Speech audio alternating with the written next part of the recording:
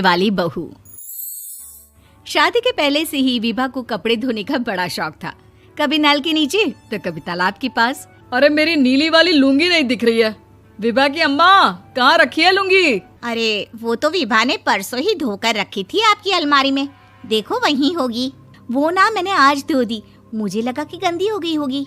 अरे कैसे गंदी हो गई थी? उसे तो मैंने पहना भी नहीं। हे भगवान, इस लड़की के कपड़े धोने की आदत से परेशान हो गया हूँ मैं। जितना तो घर में राशन नहीं आता, उससे कहीं ज्यादा डिटर्जेंट पाउडर का खर्चा है।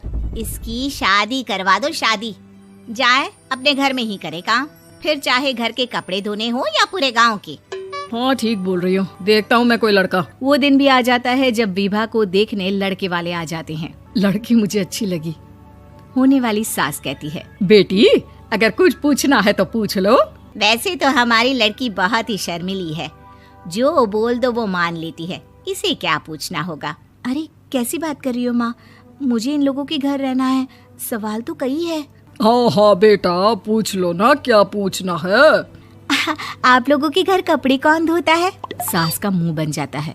देखो, अगर तुम ये कहना चाहती हो कि तुम्हें कपड़े धोने नहीं आते तो सुन लो, कपड़े मैं ही धोती हूँ, लेकिन तुम्हारे आ जाने के बाद मैं रुमाल तक नहीं धोऊंगी। अरे चुप रहना भाग्यवान, बहू बेचारी घर आई नहीं, उसे डराना शुरू कर दिया।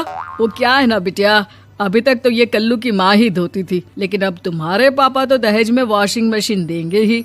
तभी विभा की माँ बोल पड़ती है, सवाल भी पूछा तो क्या। वैसे भाई साहब, मशीन की तो फिर भी कपड़े धोने की कैपेसिटी होती है। मतलब जो बिटिया दे रहे हैं ना विभा, इसे कपड़े धोने का बहुत शौक है। ये आप लोगों के क्या, आस पड़ोस गांव मोहल्ले सबके कपड़े धो दे और उफ तक ना करे। बाहर देखा नहीं आपने कितने कपड़े सूख रहे हैं? सब हमारी बिटिया ने ही तो धोए हैं। बस भी करो ना माँ, शर्म आ रही इतनी तारीफ सुनकर।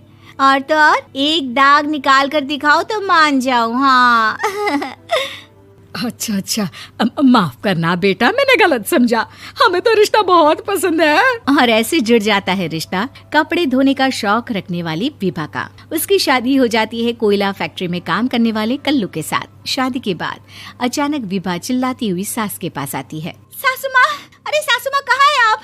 ये तो धोखा है, धोखा दिया आप लोगों ने मुझे। इसे ससुर के चक्कर के बारे में पता चल गया। अरे तो उसमें तुझे क्यों धोखा मिला है? अरे नल में पानी नहीं आता, कपड़े कैसे कब धुलेंगे? अच्छा, तू पानी नहीं आ रहा उसकी बात कर रही है। तो आपने क्या सोचा?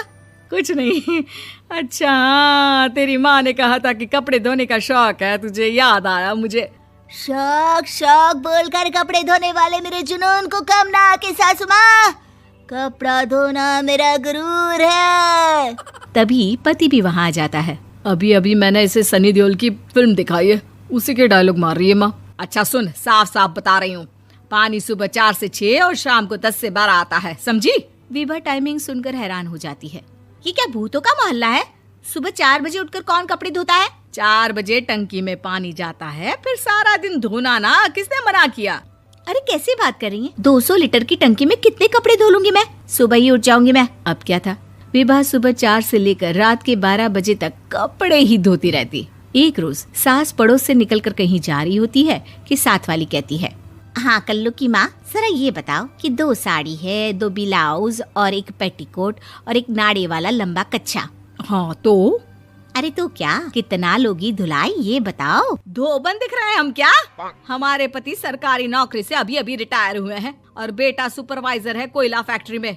धोबन समझ रखा है हमें? हाय रे कल्लू की अम्मा, माफ कर दो, वो तो मोहल्ले में यही सब बता रहे थे कि तुमने बहू को कपड़ा धुलवाने के काम में लगा दिया है। सास को पड़ोसन की बात सुनकर गुस्सा आ जाता है। वो घर पहुंचती है जहां घर के बाहर ही इतने सारे कपड़े सूख रहे होते हैं जितने कि किसी धोबन के घर पर। अरे ओ कल्लू की दुल्हन, बाहर निकल।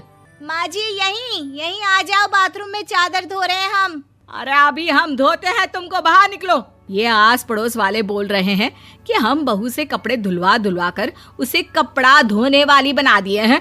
अरे छोड़ो ना माँ जी, किन लोगों की बातों में आती हो? आस पास के लोगों का तो काम ही होता है कि वो किसी तरह सास बहू को लड़ा दे। बहू सारे घर के कपड़े धोती है, ये क्या कम है? बोलिए। सास को भी लग जाता है कि वो बहू का ये सनकीपन नहीं छुड़वा सकती, इससे अच्छा है कि खुद ही चुप हो जाए।